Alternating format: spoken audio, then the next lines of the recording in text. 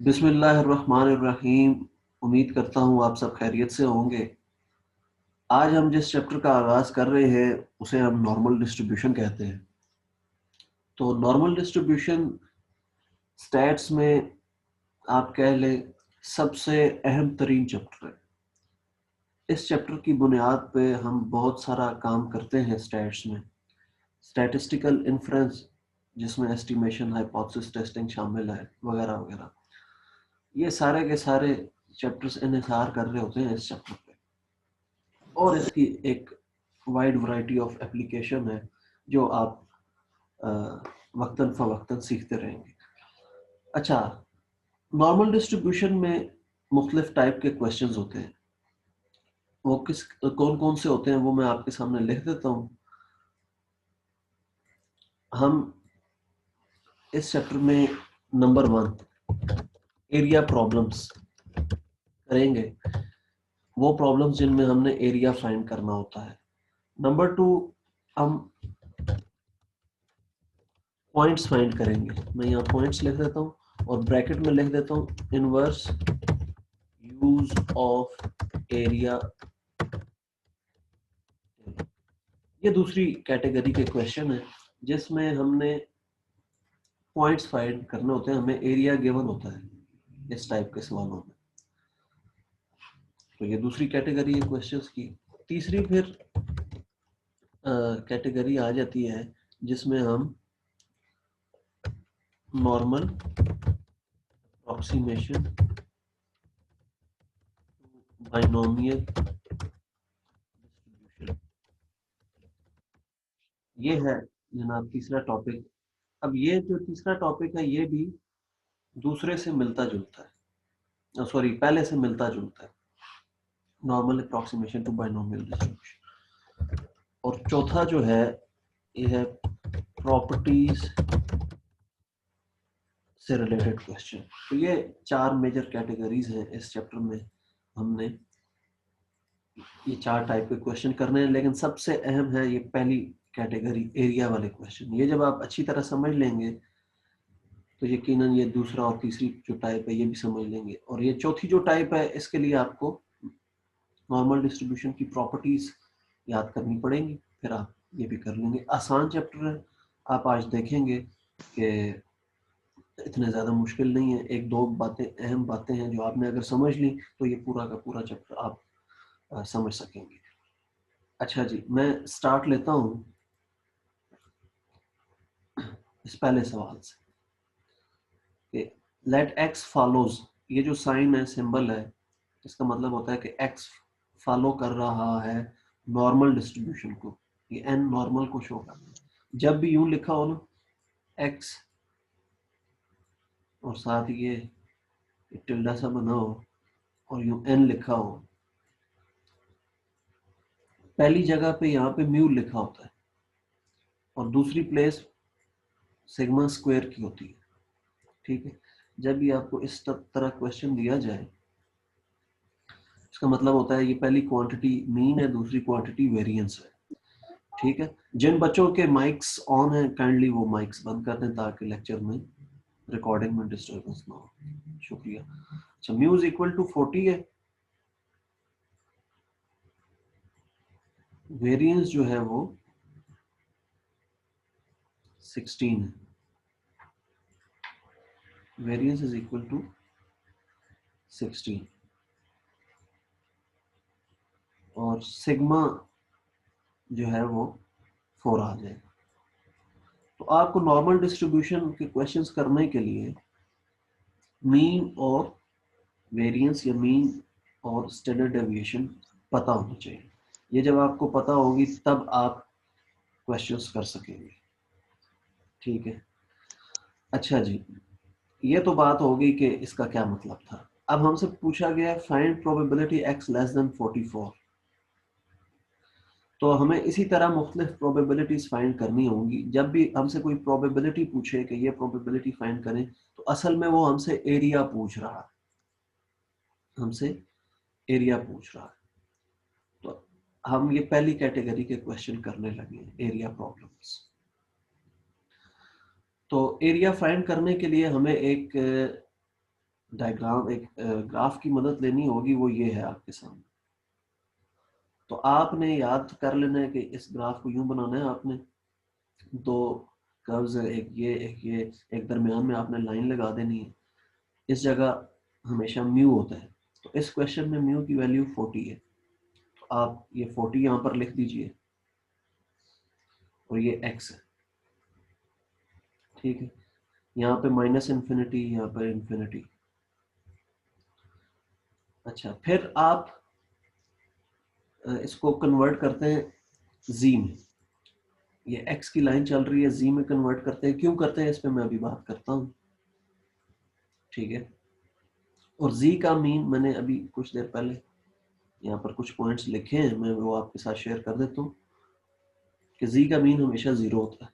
तो ये z axis है, इसका मीन 0 है। x का मीन हर क्वेश्चन में मुख्तलिफ होगा, इस क्वेश्चन में 40 है। अब जरा देखिए, मैंने कुछ पॉइंट्स यहाँ पर लिखे हैं। पहला पॉइंट है नॉर्मल डिस्ट्रीब्यूशन सिमेट्रिक है, होती है। मीन की राइट और लेफ्ट साइड पर बराबर एरिया होता है, ठीक है।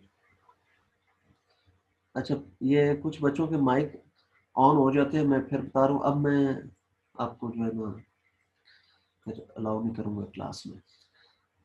मीन की राइट और लेफ्ट दोनों साइड्स पे एरिया 50% होता है, यानी कि ये मीन है, तो ये सारा एरिया जो है 0.5 है, इस पॉइंट से लेके इधर एंड, और इस पॉइंट से इस पॉइंट तक ये एरिया भी 0.5 है, ठीक है। तो ये आपने बात समझ लेनी है कि नॉर्मल डिस्ट्रीब्यूशन सिमेट्रिक है, और ये अगर इसका मिडल पॉइंट है ना, ये, तो ये इस साइड पे जो सारा एरिया है, ये एरिया, मैं अगर यूं कर बनाऊं, ये और ये 0.5 है, ये भी 0.5, ठीक हो गया। अब सिमेट्रिक से क्या मुराद है? सिमेट्रिक से मुराद ये है कि फर्ज करें ये एक पॉइंट है 1, ठीक है। ये अगर 0 है दरमियान में, ये एक पॉइंट है 1, और यहाँ पर एक और पॉइंट है -1। तो सिमेट्रिक का मतलब ये है कि ये फासला और ये फासला ये बराबर होंगे, ठीक है। ये सिमेट्रिक का मतलब है, नॉर्मल डिस्ट्रीब्यूशन सिमेट्रिक होती है। अच्छा, फिर एक और अहम पॉइंट, जब अभी हम क्वेश्चन करेंगे ना, तो इस पे मैं आपको वापस लेके आऊंगा। टेबल हमेशा 0 से खास पॉइंट तक एरिया देता है, इसका क्या मतलब है, ये मैं यहाँ एक बना भी देता हूँ, एक और नॉर्मल डिस्ट्रीब्यूशन, ताकि आपको ये पॉइंट समझने में आसानी हो कि इसका क्या मतलब। टेबल हमेशा 0 से खास पॉइंट तक एरिया देता है। कौन सा टेबल है वो भी आपके साथ अभी शेयर करता हूँ। ये 0 है जी दरमियान, और खास पॉइंट ये मैंने ड्रॉ कर दिया, इसको मैंने जी कह दिया, छोटा जी, चलो यूं करके लिख दो जी। तो टेबल हमें हमेशा 0 से खास पॉइंट तक एरिया देता है। ये पॉइंट अभी आप थोड़ी देर बाद समझेंगे कि इसका क्या मतलब। और क्या पॉइंट्स हैं जी? नॉर्मल डिस्ट्रीब्यूशन के दो पैरामीटर्स होते हैं, एक म्यू और दूसरा सिग्मा। स्टैंडर्ड नॉर्मल डिस्ट्रीब्यूशन का मीन हमेशा 0 होता है और स्टैंडर्ड डिविएशन 1 होती है।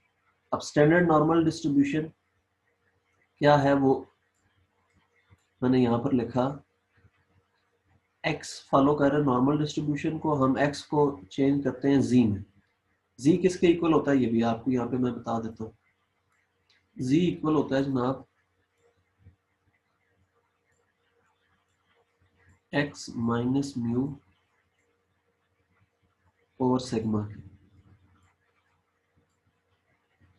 इसके इक्वल होता है। और इसकी डिस्ट्रीब्यूशन को हम z की डिस्ट्रीब्यूशन को स्टैंडर्ड नॉर्मल डिस्ट्रीब्यूशन कहते हैं। और स्टैंडर्ड नॉर्मल डिस्ट्रीब्यूशन में कन्वर्ट करने का मकसद ये होता है कि हम इस डिस्ट्रीब्यूशन की मदद से तमाम प्रोबेबिलिटीज फाइंड कर सकें। अब आपको मैं एक टेबल दिखाता हूँ, ये स्टैंडर्ड नॉर्मल डिस्ट्रीब्यूशन का टेबल है, यहाँ पर जी लिखा हुआ है। ये टेबल पहले भी आपने हाइपोथेसिस एस्टिमेशन में यूज किया है, ये वाला टेबल। तो x को यानी कि नॉर्मल रैंडम वेरिएबल को स्टैंडर्ड नॉर्मल रैंडम वेरिएबल में कन्वर्ट करने का मकसद ये होता है कि हम एक ही टेबल के मदद से प्रोबेबिलिटीज फाइंड कर सकें, एरिया फाइंड कर सकें। अगर हम ये काम नहीं करते, कौन सा काम, ये कन्वर्ट करने वाला काम, नॉर्मल डिस्ट्रीब्यूशन को स्टैंडर्ड नॉर्मल में कन्वर्ट करने वाला काम अगर नहीं करते, तो हमें हर क्वेश्चन के लिए इस तरह का अलग टेबल चाहिए होगा। अगर आप 50 क्वेश्चन करते हैं तो आपको 50 मुख्तलिफ टेबल चाहिए प्रोबेबिलिटीज फाइंड करने के लिए। तो उस चीज से बचने के लिए हम हर क्वेश्चन में नॉर्मल डिस्ट्रीब्यूशन को स्टैंडर्ड नॉर्मल डिस्ट्रीब्यूशन में कन्वर्ट करते हैं और फिर इस एक टेबल की मदद से प्रोबेबिलिटीज फाइंड करते हैं। ये मकसद है। तो कन्वर्ट कैसे करते हैं जी, हम x में से मीन माइनस करते हैं और उसको स्टैंडर्ड डिविएशन से डिवाइड करते हैं, तो ये नया वेरिएबल बन जाता है z। तो ये काम हम अभी करेंगे, मैं आपके सामने करूंगा। तो ये चंद अहम बातें थी, क्वेश्चन शुरू होने से पहले आपको ये पता होनी चाहिए थी। अब हम सवाल शुरू करते हैं, आपने गौर से देखना है कि ये सवाल कैसे होता है। अच्छा जी, हमने प्रोबेबिलिटी फाइंड करनी है x लेस देन 44, ठीक है। Probability of x less than 44।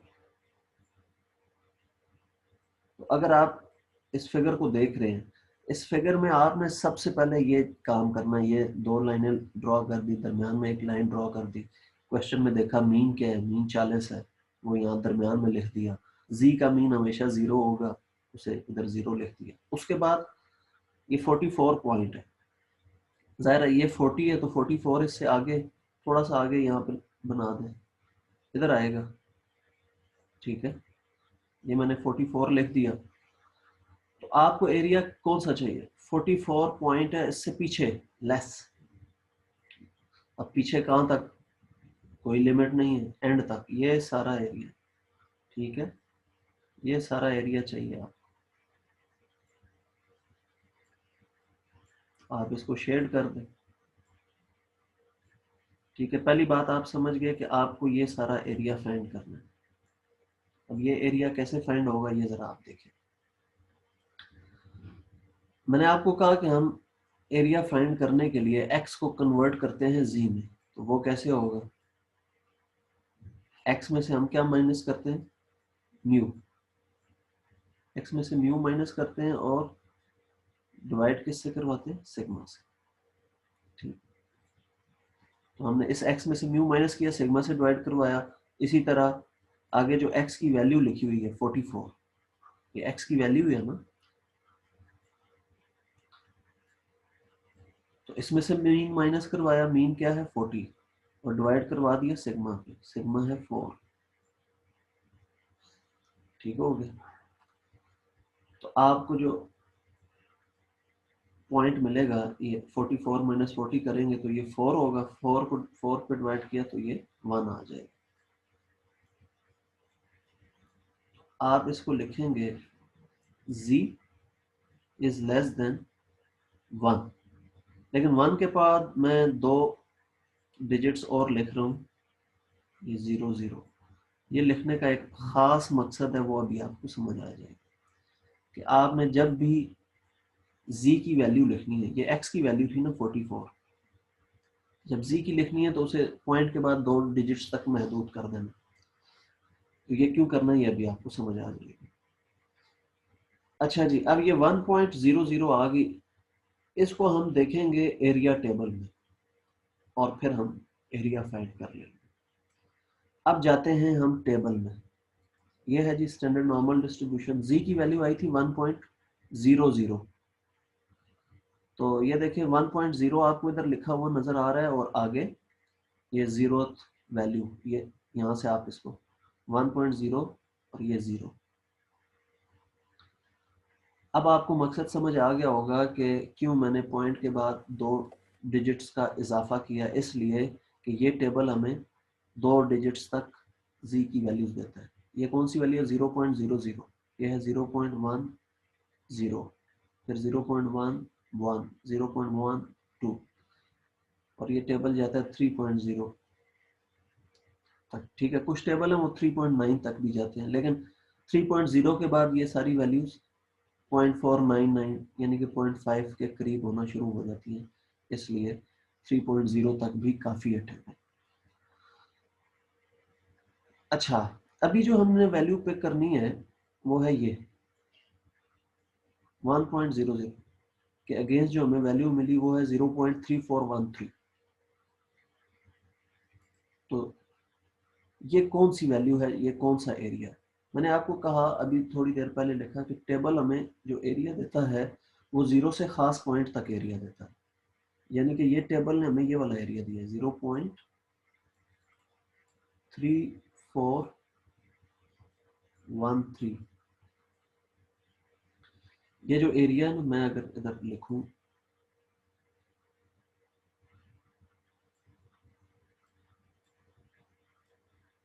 Table ने हमें ये एरिया दिया 0.3413।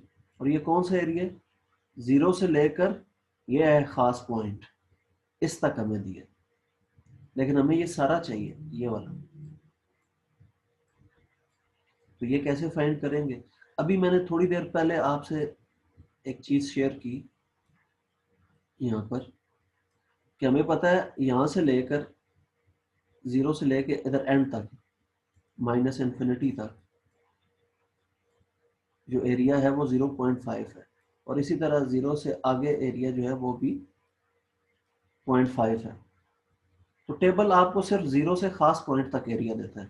वो खास पॉइंट राइट साइड पे भी हो सकता है, लेफ्ट साइड पे भी हो सकता है, मतलब ये भी हो सकता है -g। मैं जनरल वैल्यू ले रहा हूँ। तो अभी इस क्वेश्चन में z की वैल्यू आई थी 1, अगर -1 भी आ जाती तो 0 से 1 तक एरिया है 0.3413। तो टेबल में -1 हमें कहीं भी नजर नहीं आ रहा। वो अंडरस्टूड बात है कि -1 भी आ जाए तब भी एरिया ये होगा 0.3413। ठीक है, तो टेबल हमें 0 से खास पॉइंट तक एरिया देता है, ये बात आपने याद रखनी है। लेकिन इस सवाल में हमें चूंकि खास पॉइंट से लेकर एंड तक सारा एरिया चाहिए था, तो हम 0.5 ऐड करेंगे तब हम आंसर तक पहुंचेंगे, रिक्वायर्ड एरिया तक पहुंचेंगे। तो इस स्टेप के बाद हमने क्या करना है? स्टेप के बाद हमने ये करना है 0.5 प्लस 0.3413। तो ये आंसर आ जाएगा 0.8413। 0.8413। ये एरिया 0.5 है। ठीक है, ये सारा टेबल ने सिर्फ इतना एरिया दिया 0 से खास पॉइंट, तो ये आंसर है। अब एक और सवाल करते हैं, फिर आपको मजीद चीज़ें क्लियर होंगी। 7-8 क्वेश्चन हम जब इस तरह के करेंगे आपको समझ आ जाएगी कि कैसे एरिया फाइंड किया जाता है। इतना सही होता है जी ये क्वेश्चन, कोई लंबी चौड़ी इसमें बात नहीं होती। नहीं जी, अगला केस पहले से मैंने लिखा हुआ question, probability of x greater than 44 चाहिए हमें। ठीक है, ये सॉरी यहाँ पे मीन 40 है, यहाँ मैं 40 लिख देता हूँ। तो हमें 44 से आगे एरिया चाहिए, तो ये 44 है। पिछले सवाल में इससे पीछे एरिया चाहिए था, अब इससे आगे एरिया चाहिए, तो मैं इसको शेड कर देता हूँ कि ये एरिया चाहिए। ठीक है, जब 44 को आप जी में कन्वर्ट करते हैं तो आपको 1 मिलता है। ठीक है, जैसे पिछले सवाल में भी हमने कन्वर्ट किया तो 1 आंसर आया था, जी की वैल्यू 1 आई थी, यहाँ पे भी जी की वैल्यू 1 आई। लेकिन अब ये सवाल थोड़ा सा मुख्तलिफ है। अब हमें जो एरिया चाहिए वो इस पॉइंट से आगे चाहिए, तो इसके लिए अगेन वही काम किया, इसको कन्वर्ट किया, जी की वैल्यू ये आई।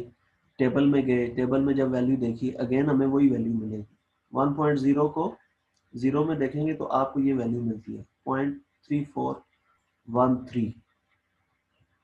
अब जरा गौर से समझिएगा, अब हमें ये एरिया नहीं चाहिए, हमें एरिया चाहिए ये वाला।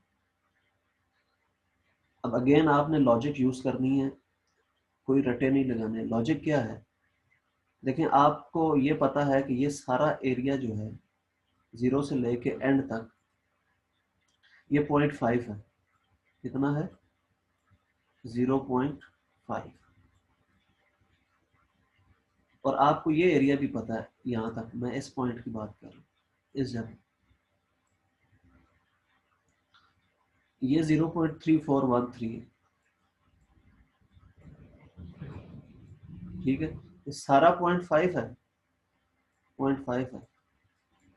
ठीक है, हमें जो चाहिए वो ये वाला एरिया चाहिए, इस पॉइंट से आगे, यहाँ से आगे। तो ज़रा 0.5 में से इसको कट कर देंगे, यानी कि इसको माइनस कर देंगे, तो हमें ये एरिया मिल जाएगा। इस सवाल में हमने क्या करना है, 0.5 में से 0.3413 सब्ट्रैक्ट कर देना, तो आंसर आ जाएगा। इसको आप गौर से समझ लें। देखिए हमें एरिया चाहिए था 44 से आगे। ठीक है, 44 से आगे, यानी कि 44 को जब हमने चेंज किया तो वो जी में 1 बन गया। 1 से आगे एरिया चाहिए। हमें पता है 0 से लेके एंड तक एरिया 0.5 है, तो 0.5 में से ये अनशेडेड रीजन माइनस कर देंगे। पूरा 0.5 है ना, उसमें से ये काट देंगे, निकाल देंगे, तो ये शेडेड रीजन जो हमें चाहिए ये बच जाएगा। तो अब आपको इस बात का भी अंदाजा हो गया होगा कि आपने शेड लाजमी करना है। जब आप ये डायग्राम बनाएंगे, फिगर बनाएंगे, तो शेड जब आप करेंगे तो फिर आपको पता चल जाएगा कि आपने एरिया कौन सा फाइंड करना है। ठीक है जी, तो ये दूसरा क्वेश्चन भी हो गया। एक मजीद सवाल आपसे मैं और डिस्कस कर लेता हूँ नेक्स्ट क्वेश्चन पे। ये माइनस करके जो भी आंसर आ गया आप लिख देंगे। अगला सवाल है जनाब ये, इसमें मैंने पहले से शेड भी किया होगा। x लेस देन 32 चाहिए। Again x minus mu over sigma किया, 32 माइनस म्यू ओवर सिग्मा, तो ये वैल्यू आ गई -2.00। ठीक है, अब हमें एरिया चाहिए इस पॉइंट से पीछे ये सारा। अब टेबल में हम 2.0 को 0 में देखेंगे, तो हमें टेबल कौन सा एरिया देगा, ये वाला, ये अनशेडेड देगा। तो टाइम टेबल देखते हैं।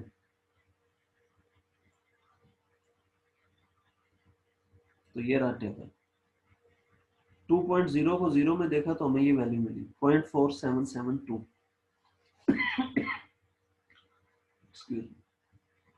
तो 0.4772 हमें वैल्यू मिली।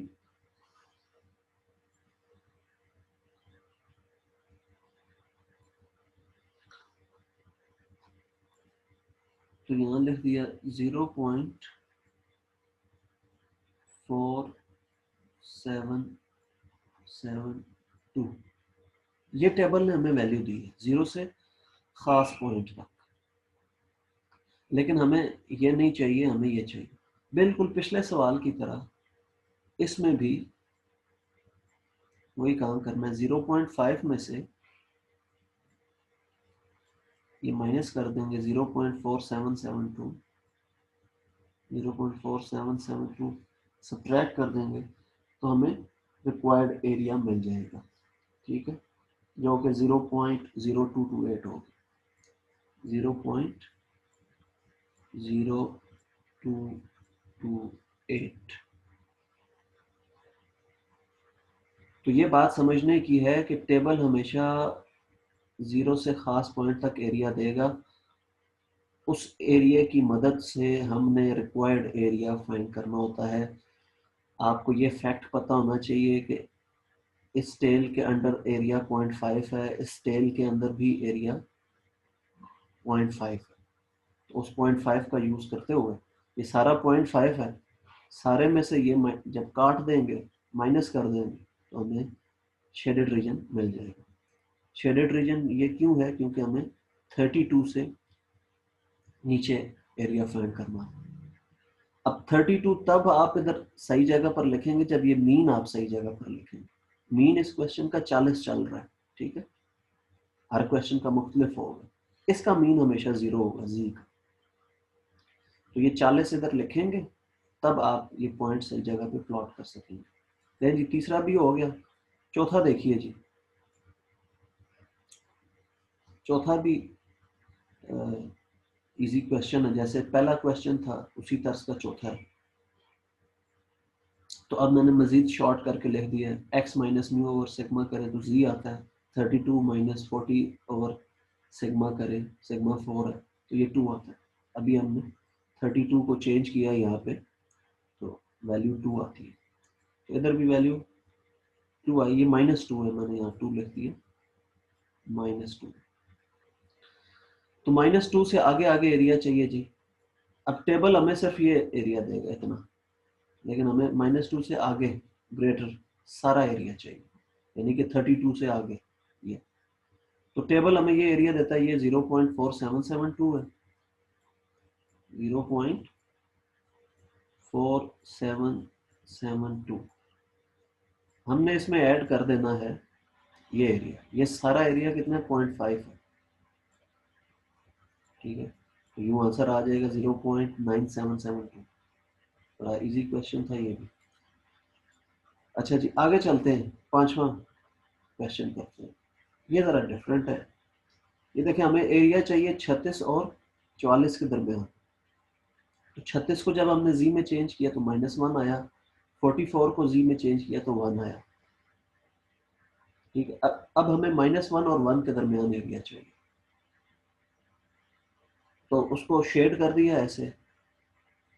1 को अभी हमने टेबल में कुछ देर पहले देखा है, तो हमें जो एरिया मिला था वो था 0.3413। और मैंने अभी आपको ये बात समझाई है कि ये नॉर्मल डिस्ट्रीब्यूशन सिमेट्रिक है, जितना एरिया 0 से 1 तक होता है उतना ही 0 से -1 तक भी होता है। तो आपको माइनस वाली वैल्यू जो है वो टेबल में नहीं दी जाती। ये जो टेबल मैंने आपके साथ शेयर किया ना, ये इसमें जस्ट पॉजिटिव वैल्यूज लिखी, लेकिन क्वेश्चन में अगर माइनस वैल्यू भी आ जाए -1, तो तब भी आपने यही वैल्यू पिक करनी होती है। उसकी रीज़न ये है कि टेबल हमेशा नॉर्मल डिस्ट्रीब्यूशन सिमेट्रिक है, 0 से -1 पे भी उतना ही एरिया आपको देगा। अब ये एरिया 0 से -1 0.3413 है, यानी कि